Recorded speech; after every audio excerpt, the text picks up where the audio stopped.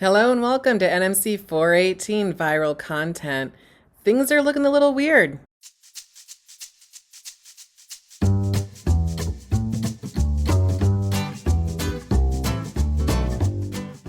So, the first week, typically, I'm going to be in front of the classroom and telling you about how exciting the world of online is and content creation can be.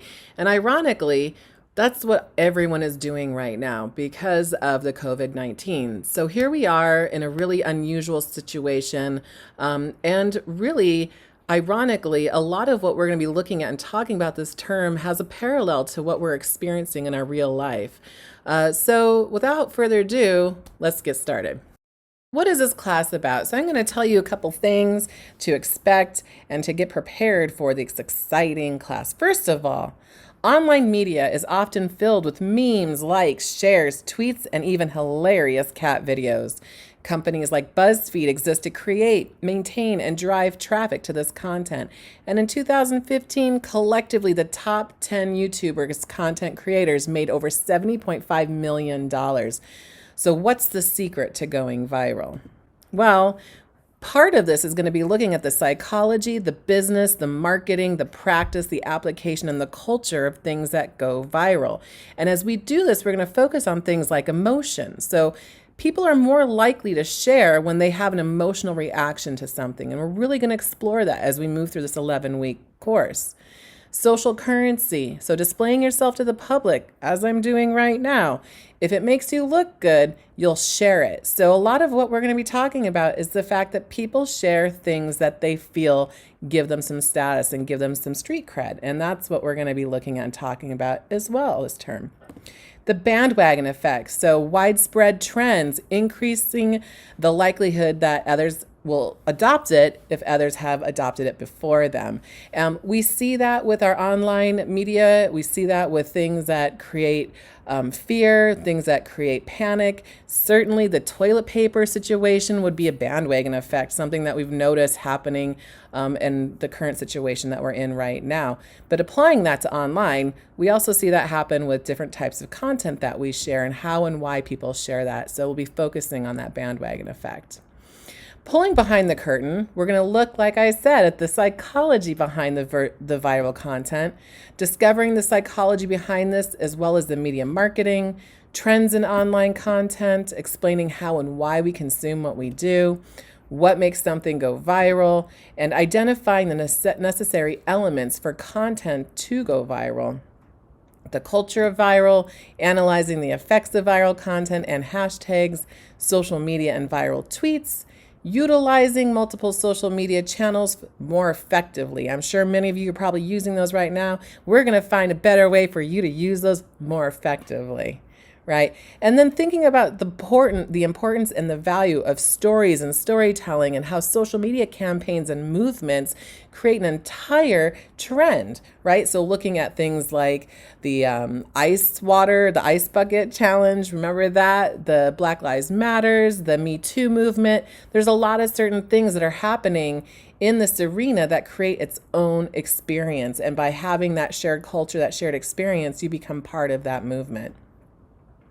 So examining the role of branding and dissemination is part of this process too. Additionally, we'll be looking at internet celebrity and YouTube culture, looking at money and profit of viral content, social media plans and analytics.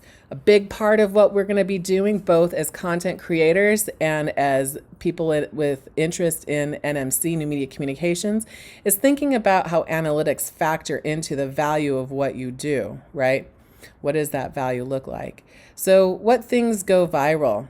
Well, we're going to do a bunch of experiments in this class, and we're going to focus on different elements where content itself has gone viral and platforms that do this.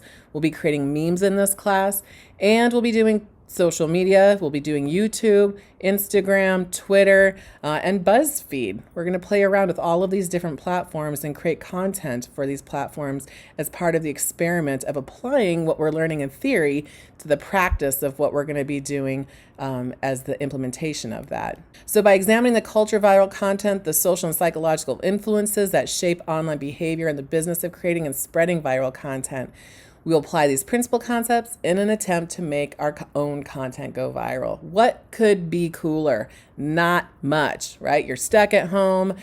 You're going to film yourself probably eating spaghetti. I'm just saying it's likely going to happen. But don't worry, it's all part of the class.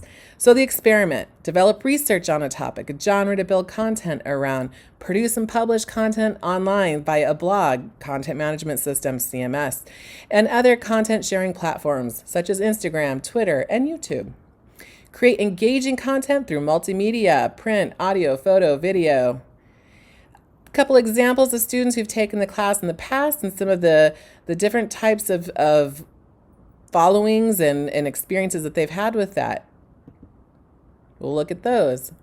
So for the first week, what you can expect is you'll be looking at and understanding the neural system supporting social media use. It's a big part of what we do and how it affects us both socially, culturally, personally, and within our community, but also our brains are affected by this. So we want to look at that. Think about how is this imprint affecting our brains, and how does that in return affect the way that we engage with our content online.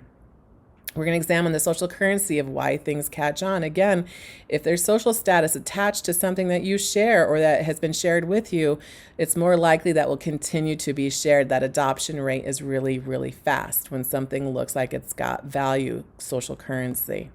We'll identify the effects of informational cascade and the bandwagon effect. Again, these elements being really crucial to the way that things start to take off. I look forward to working with you this term. I'm going to have some supplemental lectures in here. We'll be working with Zoom. So the Zoom will mostly function as a place for you to check in with me if you need to, or to check in with your classmates if you want additional feedback and support.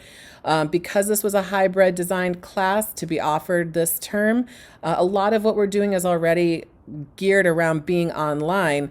Certainly. So we're going to take advantage of the different platforms that we're both examining and using as part of our class, but also to stay in touch with each other and to have a little bit more fun with what we're doing, because we're in a weird place, guys. But you know what?